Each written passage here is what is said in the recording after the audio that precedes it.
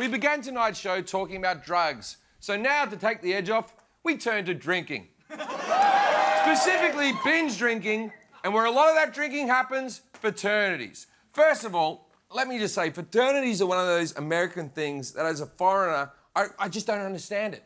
They're exclusive societies where the only way to become a member is to be subjected to hours of torture. One student had written anonymously to the university, "I was hosed, waterboarded, force-fed disgusting mixtures of food, went through physical exercises until I passed out." Mind you, that frat was Guantanamo Bay. Sounds fun, doesn't it? You get kicked and punched lots, but then you get to hang out and drink. Or I guess you could just find some friends to drink with and skip the whole humiliation and violence. But what would the point of that be? Some of my best lifelong friendships began with some of those friends just beating the shit out of me. It reminds me of that old Groucho Marx jokes. I don't want to belong to a club that would accept someone like me. A person so desperate for approval that I allow myself to be tied to a flagpole and be force-fed a cracker with semen on it as a member. And why is being in a frat referred to as Greek life? I've read some Greek mythology. I haven't. But I don't remember Zeus chugging from a beer bong or Hera inserting a vodka-soaked tampon in order to get into Olympus. Look, I think my stance on fraternities is clear. They're stupid, right? When I run into a college friend that I haven't seen for 20 years, I much prefer not to have to sing a song or do some elaborate handshake. This is a handshake. You go down the middle, you keep eye contact, you have a firm grip. I don't want to do any side to side or up or down or high or low or anything. And don't grab too quick. You don't want people's hands like that. That's their fault. It's not your fault if they grab too quick. Pull people up on that. Don't clench until the webbing. So yes, handshakes are the worst thing about fraternities. The second worst thing, they keep killing kids. 10 students from an LSU fraternity were charged with hazing after the death of a freshman last month. 8 more members of Penn State's now banned Beta Theta Pi fraternity officially charged in connection with the death of 19-year-old sophomore Tim Piazza. Hazing deaths due to alcohol are on the rise, and that's because the primary purpose of fraternities seems to be giving underage kids a place to drink. In fact, after years of declining membership, frats saw a surge in popularity when the national drinking age was set at 21.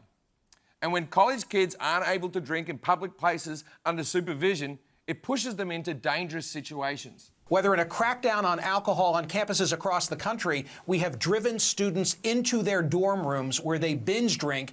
That's deserving of some additional thought in terms of what the drinking age should be. Americans still operate with a prohibition mentality where alcohol is a bad, secret thing we need to protect teenagers from. But bad secret things are cool. I mean, Americans are still fucking obsessed with speakeasies.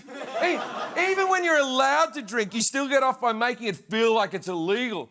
Only in America are bars more expensive when they're hard to find. The United States is one of only 12 countries where the drinking age is 21. Look at this list. These are all countries, allegedly. An illegal age of 21 is particularly idiotic when you think about all the other adult responsibilities that we give to teenagers. When you are 18 years old and you're capable of carrying a weapon in defense of your nation, when you're capable of getting married with no one's permission, when you're capable of buying a house or whatever, the idea that you're somehow incapable of determining whether to buy a six-pack is profoundly silly. Exactly. If you're old enough to go to war, you're old enough to have a beer. You can't tell a kid, "Hey, son, I'm sorry. I know you just cradled your best friend's head because a bomb blew it out the back. You know, so tonight, 2 scoops of ice cream in your root beer float. And bartender, make that root beer caffeinated. This man's a hero. Now go to bed." And forget about war. Everyone gives the war example. I say if you can do porn at 18, then you should definitely be able to drink at 18. It's crazy for me that it's legal for a girl to be filmed doing anal while screaming, I'm 18 at the top of her lungs, but it's illegal for her to get a drink with her co-workers afterwards. You know, to get to know each other on a personal level.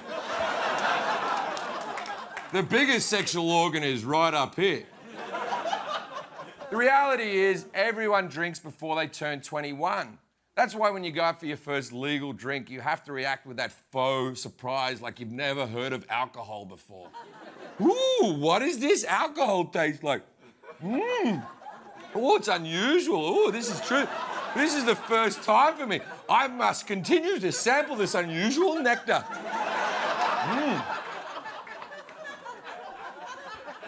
In France, parents give their kids a bit of wine with dinner so they can learn how to drink responsibly. That makes sense to me. Like, how come in America we won't let our kids have alcohol, but we'll let them have guns? Believe me, when it comes to alcohol versus guns, if someone's going to overdo it, I'd rather someone go on a binge than a spree. And until America changes its ridiculous drinking age, parents need to teach their kids responsibility. In some states like New York, minors can drink alcohol if it's given to them by a parent. And nothing would make drinking less cool than parental endorsement. So, mum and dad, do your part by getting wasted in front of your kids at home. Soon your teenager will learn to associate drinking with watching dad rub his ghoulies up against mum's thighs.